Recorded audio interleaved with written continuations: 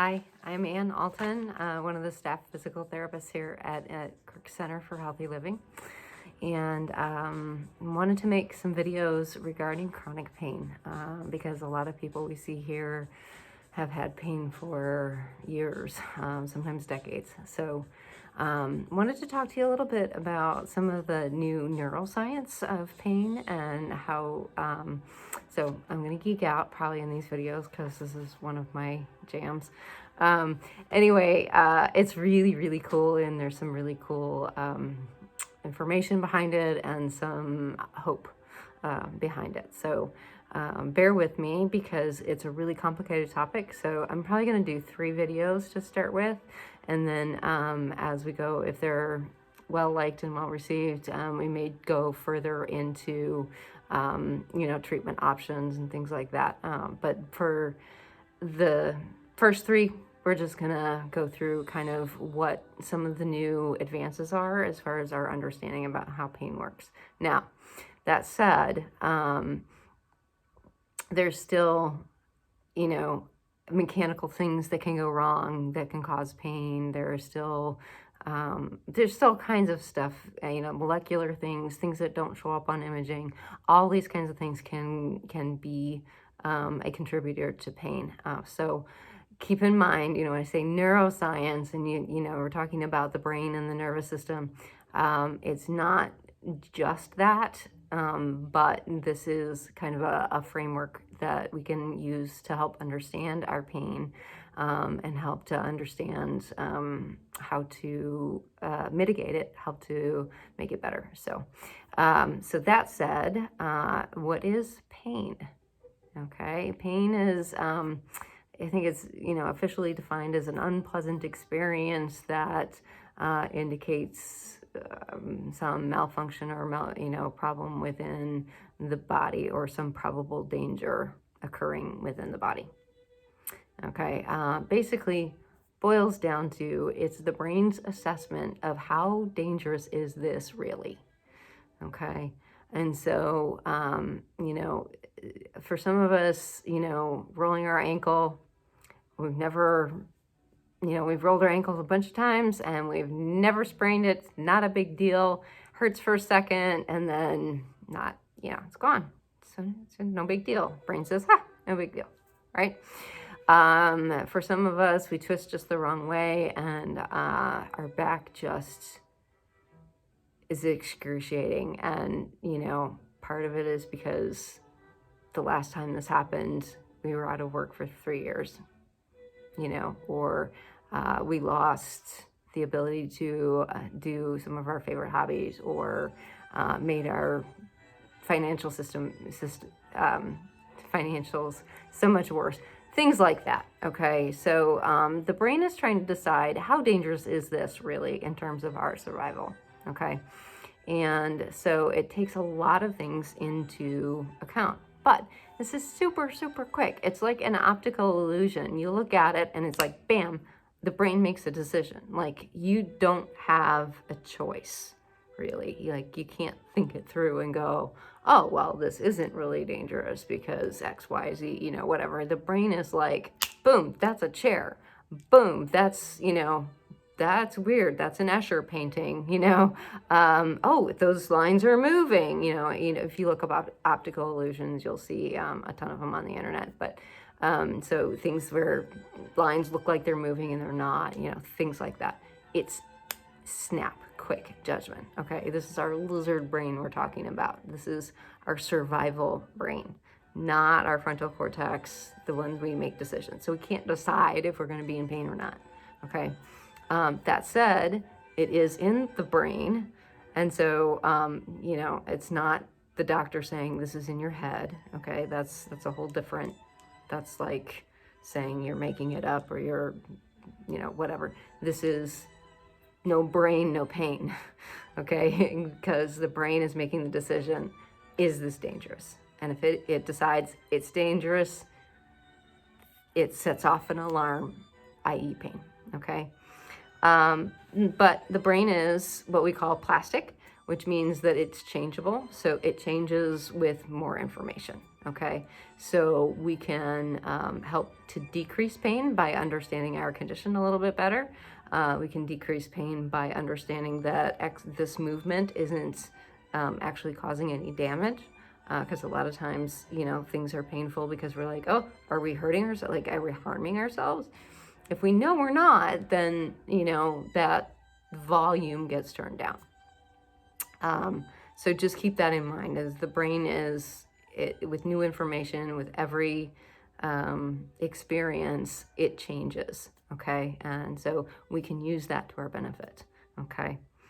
The brain uses many, many areas, at least 11 different areas, to decide whether or not something's dangerous. So it can, so I highly recommend, there's a video by Lorimer Moseley, that's Lorimer, first name, Moseley, Moseley, and it's called Why Things Hurt. I highly recommend you watch that. It's 15 minutes. He's a super funny guy. He's a physical therapist out of Australia. Highly recommend that you watch that, because it kind of helps you to kind of understand what's happening. But the brain uses sensory information, of course, okay, information coming from the body. It uses our eyes, our ears, smell, taste, anything that might give us a clue as to what's happening, okay? And of course, the sensory information from the body, as far as, is there something getting pinched, or is there, something that's not aligned correctly, okay? It uses, like I said, visual, blood, no blood. Remember when you were a kid and you fell down and you were fine, and then your friend goes, "Oh my gosh, you're bleeding," and then you start to cry and go home and get all kinds of loving from mom and dad if you were lucky. Previous experience and memory. So, like, for example, I use this all the time. If you've ever gotten home, gotten undressed, and see this big bruise on your thigh, and you're like, I don't remember that happening. The memory banks in your brain, it got the information from the body. There's tissue damage done. Got the information from the body, and the brain went, this is no big deal. She runs into that table all the time. Not a big deal. Didn't set off any alarms. Okay. Motor planning, motor planning and coordination. So if you twist your ankle or hurt your knee or hip or low back or something like that, your body has to decide, am I going to have to make significant changes in how I do things in order to work? That the more changes that are needed, the higher the volume of the pain alarm goes, okay? Visualization or imagination.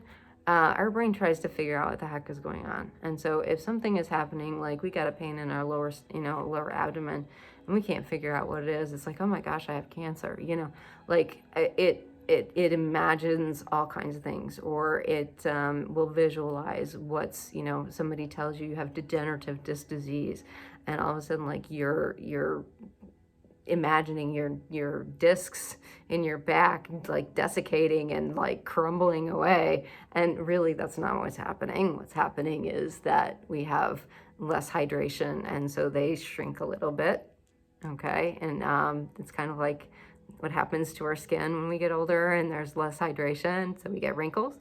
Those wrinkles on the inside. But our brain uses the imagination. Like, what do we think is happening?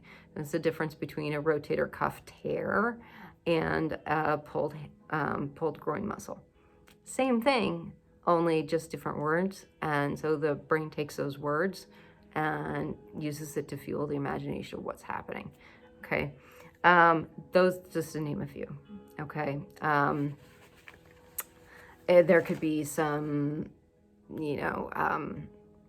emotional issues attached to it, that sort of thing.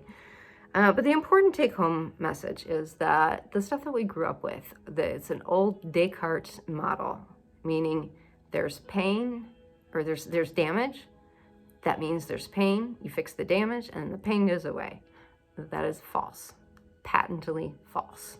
We know that, and we've experienced it in our own lives. Okay, where we go through surgery and the pain is still there. you know, not the pain from surgery, but the pain that we had before is still there. People who have had amputations, the pain is still in their foot, even though their leg's gone. So that it's just not correct.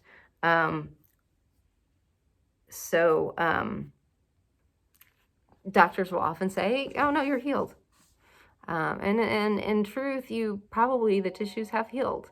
Are they healthy? Probably not. Okay, that's probably where you're getting some of your sensory information from. But you probably are healed. Okay, tissues take about 6 to 8 weeks to heal. 3 months tops. Anything beyond that, pain becomes its own illness. Okay, because we do consider those tissues healed. Again, are they healthy? Probably not, but that's a whole other issue. Okay, it also doesn't mean that there's no mechanical or cellular issues. Okay, because our imaging won't necessarily show that. Okay, and you can still have a physical component to your pain, even when the doctor says, "Oh no, you're fine, you're healed." Okay, so this means that there's lots of opportunities to intervene. Because there are so many pieces that go into this, and I've only covered just a few of them, there's lots of hope. And the biggest thing is that if we can learn as much as we can about how pain works and about our condition, that will decrease the brain's imagination of what's happening. It'll calm our nervous systems down and turn down the volume on the pain. If not, it will at least take the suffering that occurs along with the pain away, not away, or it will decrease it. So the more will be talked about in future videos. Okay, thanks for listening, and hope you have a great week.